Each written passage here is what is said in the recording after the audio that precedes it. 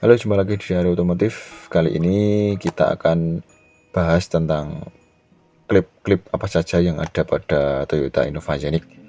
Nah, menurut saya ini adalah salah satu klip yang cukup berbeda dengan pada mobil yang lainnya, yaitu klip di bagian liner fender kanan dan kiri.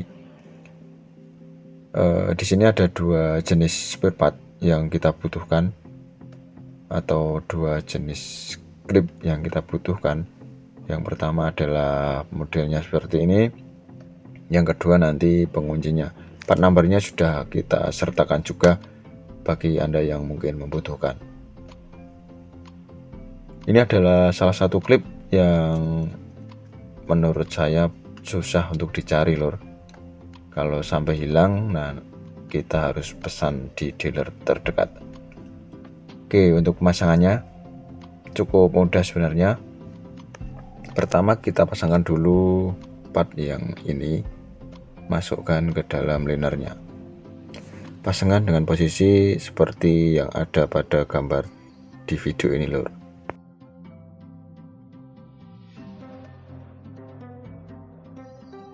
Kemudian setelah yang pertama terpasang, yang kedua ini tinggal kita masukkan sebagai penguncinya. Nah, kita masukkan, pastikan berbunyi klik karena itu menandakan klipnya sudah terpasang dengan kencang.